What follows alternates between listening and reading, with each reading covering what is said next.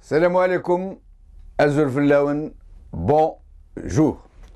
Aujourd'hui, le top 3 se fera d'une manière un peu spéciale, puisqu'il n'y aura pas présentation des 3 titres de presse habituels. Pourquoi?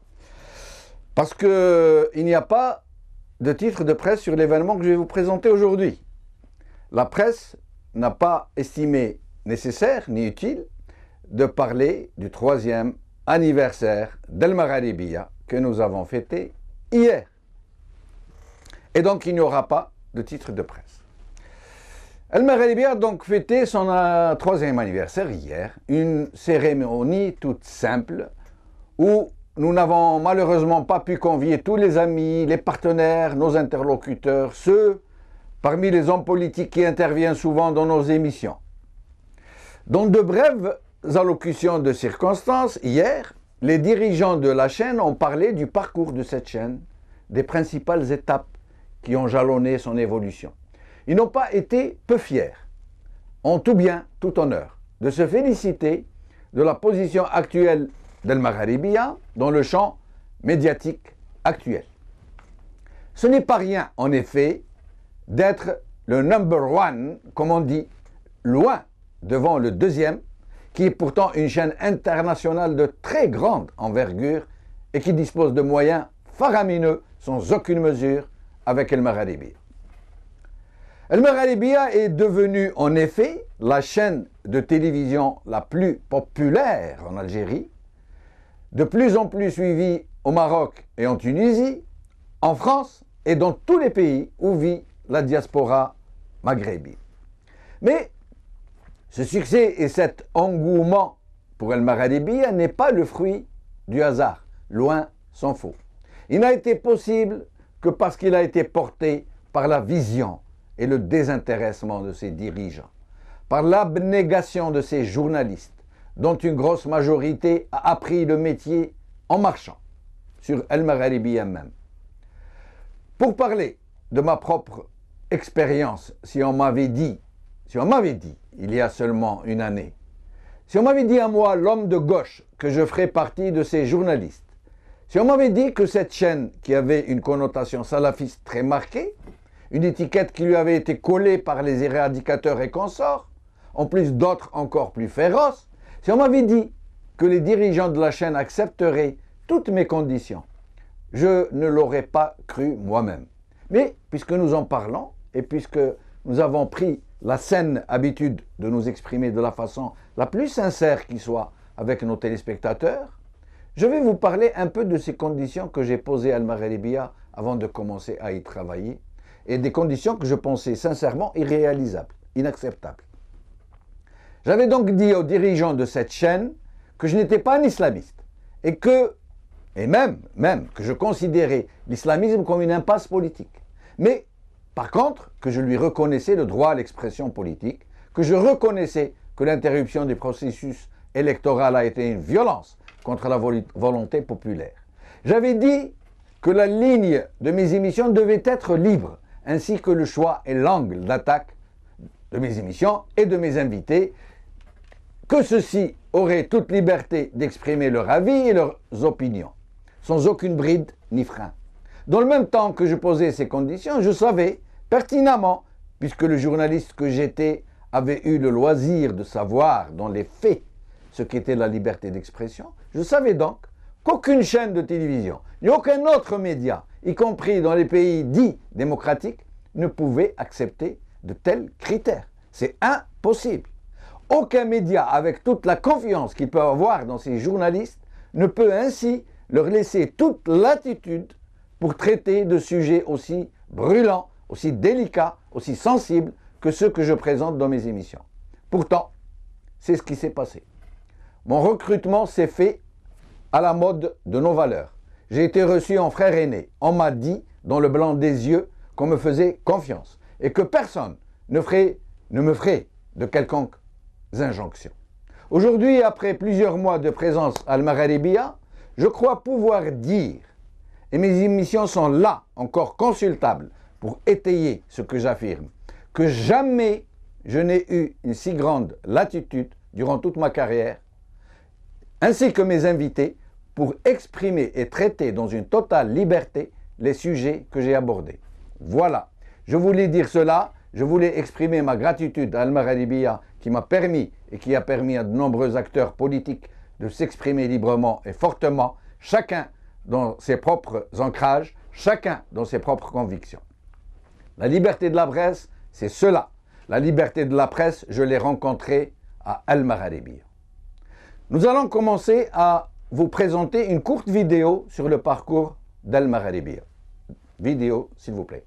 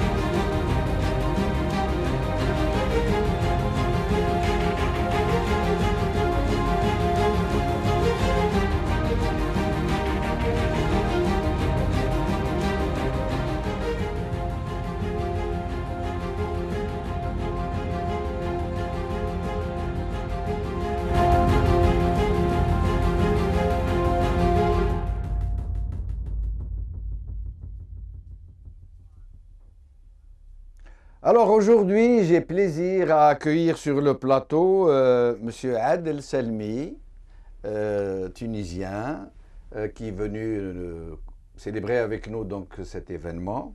M. Adel Selmi est sociologue, chercheur, il est spécialiste en développement économique. Il se dit chercheur citoyen. Et je je parlais tout à l'heure avec lui, je lui dis combien je préférais ce qualificatif de chercheur à celui d'expert. Mais enfin, c'est un autre sujet. C'est Adel, merci d'être avec nous. Merci, bon anniversaire à Al-Magharibi pour sa 3e bougie. Merci. Je crois que c'est l'âge de la maturité. Oui. Et moi, je tiens à exprimer, en tant que je ne suis pas spécialiste de ces questions, je suis sociologue spécialiste des questions de développement, mais aujourd'hui, j'exprime sur ces questions en tant que citoyen. Et, en tant que chercheur, je crois pour la recherche scientifique comme pour le journalisme, c'est le même combat. On ne peut pas travailler, on ne peut pas produire de connaissances, on ne peut pas apporter un regard sur le monde sans la liberté. Oui. Et la liberté, c'est une composante importante. Et la liberté dans le respect de l'autre, la liberté dans le dialogue. Mais cette liberté, la liberté n'est pas l'anarchie. Elle doit être portée par une sorte de professionnalisme. Oui. Reposer sur des normes, sur des canons, sur des critères. Sur des critères, oui. Sur le contrôle par la communauté, par les pairs. Oui. Et ce professionnalisme, moi en tant que Tunisien, on a vu combien à la fois la presse, elle peut être un apport pour la transition démocratique, comme elle a un apport de distraction. Ah oui. On a vu, il y a des chaînes qui s'est spécialisées dans la propagande, dans l'insulte, dans l'injure, oui. Dans l'injure, oui. Dans le marketing politique. Oui, exactement. Dans le soutien du despotisme contre ses propres populations. Et à partir du moment où le journaliste il devient porte-parole, oui. C'est la mort du journalisme. Oui. C'est la mort de la vérité. Mais est-ce qu'on peut dire d'un journaliste qui travaille dans un tel média, un média qui est sous injonction, qui est sous ordre, qui est la voix de son maître, est-ce qu'on peut dire de ce journaliste que c'est un journaliste? Non, il fait le marketing, il fait la propagande, il devient le bras armé de l'homme politique. Absolument. La partie visible, la partie qui s'exprime. Donc il fait porter cette parole. Oui. Et à partir de là, moi je vois le rôle qu'il a joué le Magharibi quand il est venu en Tunisie. Oui. Surtout pendant les élections, la couverture des dernières élections. La couverture, là, les 3 heures, oui. C'était une bouffe d'oxygène. Oui. Oui. Et c'était important. Oui. Car ils ont fait quelque chose de très simple. Oui. Ils ont invité tout le monde autour d'un plateau. Oui. Et le fait de donner la parole aux différents voix, c'était le défi, comment donner la parole aux différents points de vue. Donner un espace, venir exprimer, donner votre point de vue. Et on ne va pas clôturer la controverse, on ne va pas arbitrer entre vous. Laissez aux gens, laissez au public, laissez à la réception de trancher et de faire son choix. J'ai fait la même remarque que vous, moi, dans le Magharibi, justement. C'est que j'ai appris en marchant, parce que moi, au début, quand j'ai commencé sur un ton très, très militant. Moi, je suis anti-régime, je suis anti-régime. J'ai commencé sur un ton très, très, très militant. Mais de plus en plus, j'essaie de prendre du recul, je reste très militant. Ouais. Moi, je ne suis pas objectif, je l'avoue régulièrement. Mais j'ai remarqué que le Magharibi donne la parole à tout le monde et qu'elle essaye d'être un peu en retrait pour laisser les gens porter ses messages. Et elle fait confiance à ses téléspectateurs pour librement décider qui a raison, qui a tort, quel est le discours qui porte, quel est le discours qui est falsifié, qui est altéré, etc. Donc, pour apporter de l'eau à votre personnellement, j'ai participé à des émissions et quelque part, on arrive dans ces émissions, c'est pas car dans d'autres chaînes, ils s'est spécialisé dans le combat de coq. Oui. Là, dès le départ... Très belle formule. Donc, on est désarmé. On est désarmé, on sait que l'enjeu, c'est un enjeu d'argument. Venez exprimer votre point de vue et de se trouver avec la partie en face. Vous savez, et à partir de là, quelque part, c'est un apprentissage de dialogue. C'est un apprentissage d'essayer même de comprendre l'autre. Restez avec nous aussi, Selm. Ce que vous dites est très intéressant. Je vous remercie. Je vais accueillir à présent deux de nos invités qui interviennent souvent sur notre chaîne. Sofiane Gilali, président de Gil Jadid, et Jamil Ziri, documentaliste à Paris, que je remercie tous deux d'avoir accepté notre invitation de venir témoigner donc sur cette expérience d'El Magharibiya. Sofiane Gilali, merci d'être avec nous. Écoutez, c'est moi qui vous remercie. C'est un honneur pour moi aujourd'hui de participer à l'occasion de l'anniversaire d'El Magharibiya. Merci. En général, ce genre d'occasion, c'est pour dire quelques mots un peu surfaits, un peu pour faire plaisir. En réalité, j'ai beaucoup à dire à cette occasion sur El Magharibiya.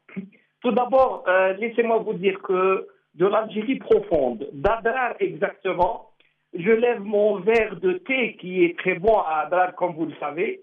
Je le lève en votre honneur, M. Benchenouf, et en l'honneur de toute El Magharibiya, pour tout le travail que vous avez fait. Et en 3 ans, c'est peut-être l'âge de la maturité, comme l'a dit votre invité, mais c'est surtout la preuve que quelque chose est en train de bouger dans cette société, dans notre société algérienne, mais aussi maghrébine, puisque nous sommes, en fin de compte, un même peuple. Donc, El Magharibiya, je peux vous confirmer votre propre témoignage.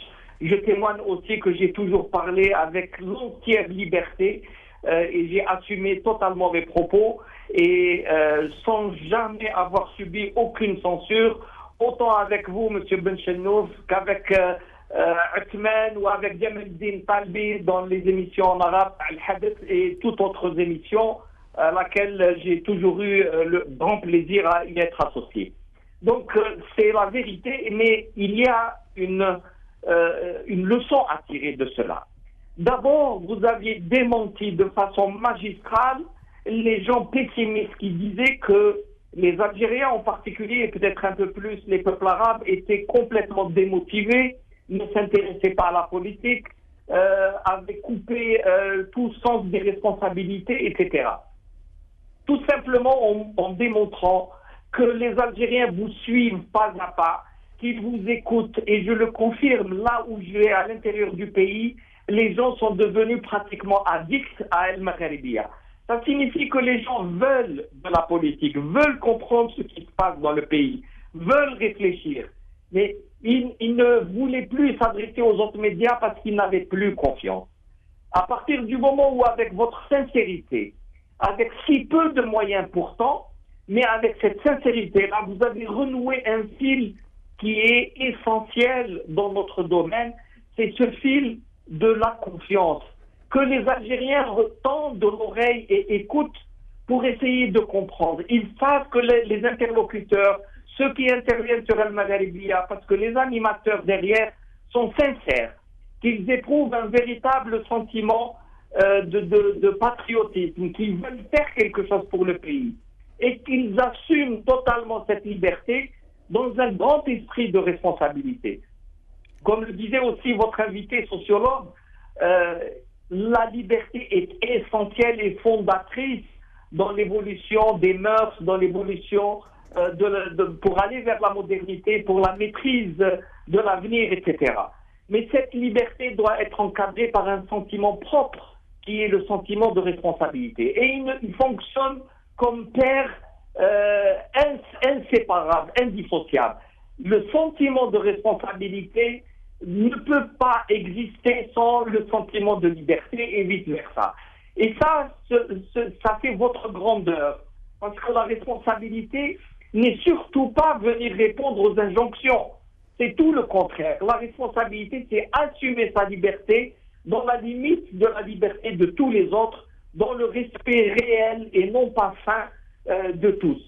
Donc c'est ce que j'ai beaucoup apprécié, ce que j'admire en Magharibiya, avec si peu de moyens, pour ne pas dire presque pas de moyens, mais elle a réussi à faire un bond immense. Et si aujourd'hui Gil Jadid existe, où ces idées existent beaucoup à l'intérieur du pays, c'est aussi grâce à vous, parce que vous m'avez ouvert une grande porte et ces idées-là circulent maintenant. Je ne l'oublierai jamais assez. Et donc, encore une fois, mes meilleurs voeux pour ce 3e anniversaire qui va en annoncer un 10e, un 20e et un 100e, Inch'Allah. Merci infiniment, c'est Sofiane Gilali, pour cet émouvant témoignage. Vous venez de récompenser tous les membres dirigeants de El Magharibiya et tous les journalistes et tous les techniciens pour tous les efforts qu'ils consentent. Je ne peux pas vous dire, vous m'avez ému, je vous remercie infiniment. Mais restez avec nous, c'est Sofiane. Jamil Zeri. Oui. Vous qui avez aussi, merci de nous avoir rejoints, vous qui avez souvent intervenu donc dans nos émissions, nous avons voulu écouter votre témoignage parce que nous savons que vous êtes documentaliste, que vous vous intéressez de très près à la presse d'une façon générale, au journalisme en Afrique du Nord. Voilà, nous voudrions que vous nous parliez un peu de cette expérience du Magharibiya. Tout d'abord, je vous remercie de m'avoir invité à votre anniversaire et inviter aussi l'ensemble de vos téléspectateurs. Le Magharibiya fête sa 3e bougie. C'est 3 ans, c'est court, mais en si peu de temps, elle a conquis des espaces médiatiques, malgré le peu de moyens, comme ils ont cité vos intervenants, mais avec détermination, courage et surtout persévérance. En France, le Magharibiya, elle a notamment avec son programme conquis les élites maghrébines, francophones mais aussi arabophones. Elle a aussi un large retentissement au Maghreb, malgré qu'on a tenté de la cantonner uniquement à l'Algérie. Elle est suivie au Maroc et en Tunisie. Elle ambitionne même de conquérir le peuple maghrébin dans son ensemble, avec sa diversité démographique, culturelle et ethnique. Comme son nom l'indique, El Magharibiya. Personne ne pouvait parier sur de tels succès en si peu de temps, avec si peu de moyens. Moi, je me suis posé la question. Je me suis posé la question peut-être légitime. Quel est son secret? La réponse se retrouve dans les contenus des programmes de la chaîne, sa diversité dans le traitement de l'information, des sujets brûlants. Mais pour ce qui me concerne, j'ai décelé 3 secrets, déclarés et non cachés. Tout d'abord, une liberté de temps, jamais égalée dans le Maghreb, dans l'espace médiatique maghrébin. Oui, son secret, c'est la liberté de temps et d'expression. Le deuxième, c'est son indépendance totale et complète, des autorités politiques qui nous ont habitués à l'autocensure, à la langue du bois, des régimes maghrébins. Et donc, de ce côté-là, s'est affranchie de toute autorité. 3e secret, elle a cassé des codes instaurés par les régimes maghrébins, décalé des impératifs de la mondialisation et la vitesse avec laquelle l'information est traitée. Mais elle est traitée à El Magharibiya en toute latitude. Avant de souffler les bougies de sa 3e année, j'ai un souhait qui provient du fond du cœur. C'est un souhait qui est prononcé par les marins avant de sortir affronter les océans avec tous les péripéties. Je souhaite à El Magharibiya un bon vent et un bon large. Merci infiniment Jamil Zeri pour ce témoignage non moins émouvant que celui de Sofiane Gilali. Restez avec nous. Je reviens à mon invité. Alors, qu'est-ce que vous en pensez? Moi, ça m'a vraiment ému, hein, mais moi, je suis partie prenante, hein, je suis dedans. Donc, que pensez-vous du témoignage de nos invités? Témoignage à la fois sincère, touchant, engagé. Ça m'amène à dire combien il est important pour un projet comme le Magharibiya de réussir d'assurer une continuité sans une volonté politique. Et ça, c'est fondamental. Oui. Car une volonté politique, elle peut permettre la continuité, elle peut permettre aussi la liberté et d'aller chercher les moyens. Mais à cet effet, justement, si Adel, vous savez que El Magharibiya avait besoin de s'installer dans un support, j'allais dire, naturel. Ça veut dire elle a fait une demande à l'État algérien. Aujourd'hui, je suis conciliant, hein, je ne dis pas au régime. à l'État algérien pour avoir des bureaux à Alger, pour pouvoir travailler depuis l'Algérie, comme elle a un bureau en Tunisie, au Maroc. Et cela lui a été refusé.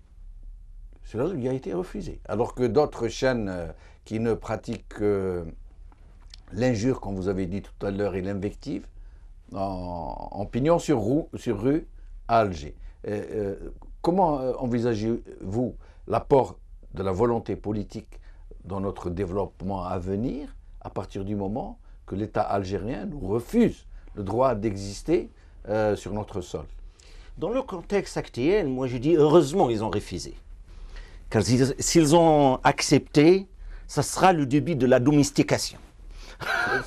C'est pas évident parce qu'ils savent de quel bois on est fait. Nous, donc, ou la confrontation. Voilà. Ou la confrontation. Très juste. Donc, dans ce contexte, parfois, oui, on a besoin de cette situation un peu compliquée, oui, pour garantir au moins la liberté de son expression, de son indépendance. Et moi, j'ai dit, d'où le projet politique, pas nécessairement un projet, une volonté politique. Parfois, elle peut venir de la société civile. Elle peut venir d'un groupe d'intellectuels, des journalistes, engagés, oui, d'aller quelque part avoir cette situation, de ne pas être tributaire, au niveau de financement d'un seul guichet, d'aller frapper partout, pour garantir un peu cette liberté de parole. Alors, j'ai bien compris, mais comme il nous reste qu'environ 3 minutes, je vais faire un tour de table, 1 minute pour chacun de mes invités. Donc, nous ne voulons pas dormir sur nos lauriers. Nous aimerions que vous nous disiez ce qui ne va pas à Al-Maghribiyya, ou ce que nous devrions faire, selon vous, en à peu près 1 minute, je vous prie. 1 minute, pour moi, en fait, l'information, la qualité, l'engagement de Al-Maghribiyya qui est salué par les invités, par la réception, ce contenu, il y a un effort encore à faire sur l'emballage, si je pourrais dire, oui, oui, sur l'esthétique.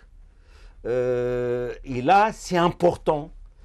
Je sais qu'il y a, avec le peu de moyens, avec le technicien que vous avez, il y a un effort énorme. Mais moi, je vous invite à continuer dans ce sens, à soigner la forme, oui, et l'image visuelle, l'esthétique, qu'il n'y a pas, car parfois, dans la vérité, il y a cette brutalité. Oui. Donc, comment le faire aussi adoucir? D'accord. Adoucir, qu'il soit accepté, qu'il soit être digéré.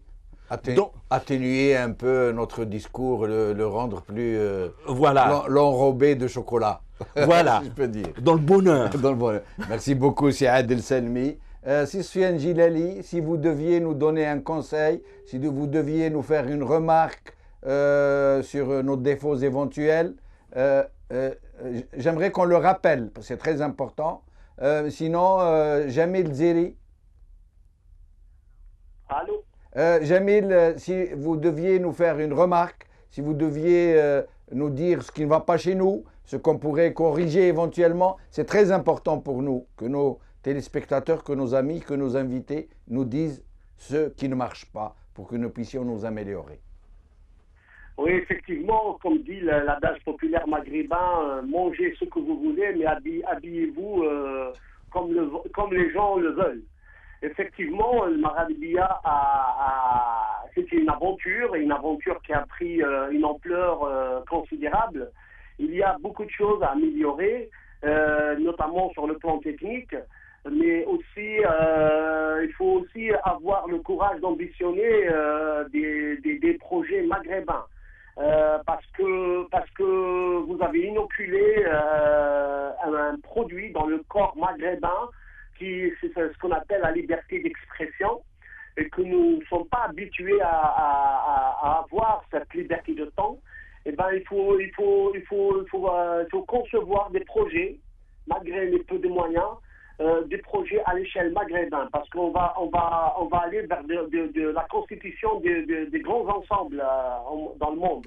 On voit toujours les Européens veulent s'allier aux Américains, les Russes avec les Chinois, et nous, on est tous seuls, chacun dans son coin. Il est temps d'ambitionner un projet non seulement médiatique qui peut être le jalon, la pierre avec laquelle on va fonder un espace constitué maghrébin. Merci. Et je vous souhaite le plus beau, la plus bonne réussite dans votre entreprise. Merci beaucoup, Jamil Zeri, en espérant vous revoir bientôt parmi nous. Soufiane Jilali, je demandais à mes deux invités, M. Adel Salmi et Jamil Zeri, après les compliments qu'ils nous ont faits, après les très belles lectures qu'ils ont faites sur notre parcours, de nous dire aussi ce qui ne va pas dans notre chaîne, qu'est-ce que nous devrions améliorer en nous, dans notre démarche, quel serait le conseil que vous pourriez nous donner, ou les conseils. Oh, c'est trop me demander, je ne saurais vous conseiller. Vous savez beaucoup mieux que moi ce qu'il y a lieu de faire. Je ne suis pas professionnel dans la communication. Bien entendu, le Maghrébi a besoin aussi d'évoluer, de prendre un peu plus d'ampleur, d'avoir peut-être un peu plus d'image sur le réel. Mais je sais qu'il y a tellement de difficultés et que vous en êtes très conscient. Et que ça dépend de beaucoup d'autres choses. Déjà, ce que vous faites et avec les moyens si limités, c'est déjà beaucoup. Donc, je ne saurais vous dire plus que des encouragements sincères, mais je suis sûr que vous êtes là et que vous allez faire encore beaucoup de progrès. Soufiane Jilali, vous êtes à Adrar en ce moment?